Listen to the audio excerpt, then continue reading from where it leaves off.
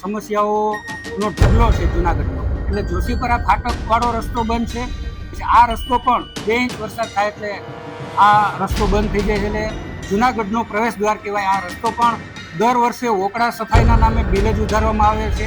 એના માટે આજે અમે 19 મુદ્દા લઈને આવ્યા હતા કમિશનર સાહેબ સાથે.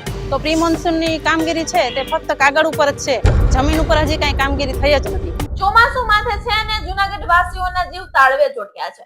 દર વર્ષેની જેમ આ વર્ષે પણ એક જ સવાલ છે કે શું હવે સામાન્ય વરસાદમાં પણ જુનાગઢ પાણી થઈ જશે? ખોદાયેલા રસ્તા અને ઉભરાયેલી ગટરો વચ્ચે જુનાગઢની જનતા હવે ક્યાં સુધી હાલાકી ભોગવશે? નમસ્કાર, હું છું નંદની અને આપ જોઈ રહ્યા છો નગરના. ત્યારે હવે આ જનતાની ચિંતાને લઈને જુનાગઢ કોંગ્રેસ ફૂલ આક્રમક મૂડમાં આવી ગઈ છે અને શહેર કોંગ્રેસ સમિતિએ સીધા જ હવે મ્યુનિસિપલ કોર્પોરેશનના દ્વાર ખખડાવ્યા છે.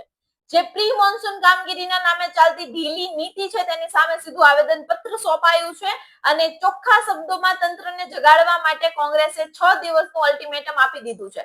ત્યારે ચાલો જાણીએ કે જુનાગઢના કોંગ્રેસ નેતાઓની શું માંગ છે. આજ રોજ જુનાગઢ શહેર કોંગ્રેસ સમિતિ દ્વારા મહાનગરપાલિકા કમિશનરશ્રીને આવેદનપત્ર આપવામાં આવેલું. શહેરને સ્પર્શતા શહેરની જે મુખ્ય સમસ્યાના 19 મુદ્દાઓ, આમ તો સમસ્યાઓનો ઢગલો છે જુનાગઢમાં, પરંતુ આજે 19 મુખ્ય મુદ્દાઓને લઈને આજે કમિશનરશ્રીને આવેદનપત્ર આપવામાં આવેલું. એમાં મુખ્ય મુદ્દામાં દર વર્ષે પ્રી મોન્સૂનની કામગીરી કરવામાં આવે છે, પરંતુ આ કામગીરી માત્ર કાગળ પર જ રહે છે. કરોડો રૂપિયાના પ્રજાના ટેક્સના રૂપિયાના બિલ જ ઉધારવામાં આવે છે.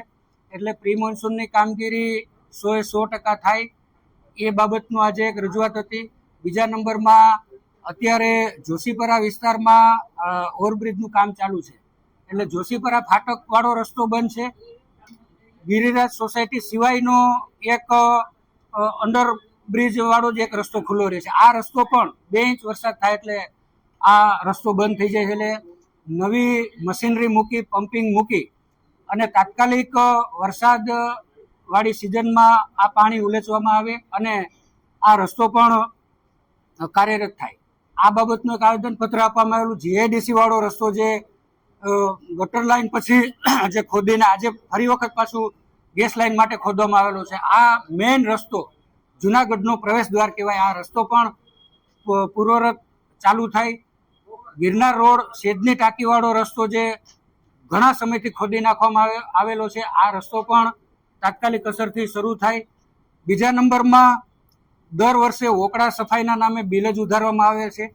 આ ઓકડા સફાઈની પણ કામગીરી તાત્કાલિક અસરથી શરૂ થાય, જેના લીધે કાળવા નદીનું પાણી જે ઓવરલેપિંગ થઈ અને સોસાયટી રહેણાંક વિસ્તારમાં જે ઓવરલેપિંગ થાય છે, આ પાણી પણ પૂર્વરત નદીનું વહેણ ચોખ્ખું થાય. એના આવા 19 મુદ્દાને લઈને આજે જુનાગઢ શહેર કોંગ્રેસ સમિતિ દ્વારા આવેદનપત્ર આપવામાં આવેલું.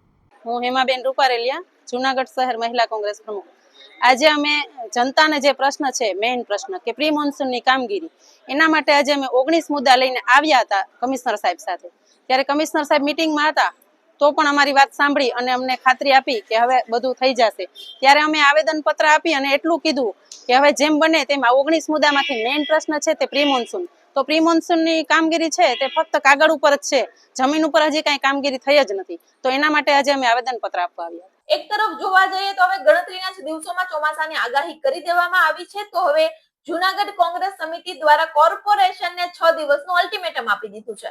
શું હવે આ 6 દિવસની અંદર જુનાગઢ કોર્પોરેશન જાગી જશે કે પછી દર વર્ષેની જેમ આ વર્ષે પણ જુનાગઢની જનતાને ચોમાસામાં આ હાલાકીનો સામનો કરવો પડશે? તમને શું લાગે છે કે આ 6 દિવસની અંદર જે પ્રી મોન્સૂન કામગીરી છે એ થઈ જશે કે પછી શું? આ વિશે તમારું શું કહેવું છે? કમેન્ટ સેક્શનમાં જરૂર જણાવજો.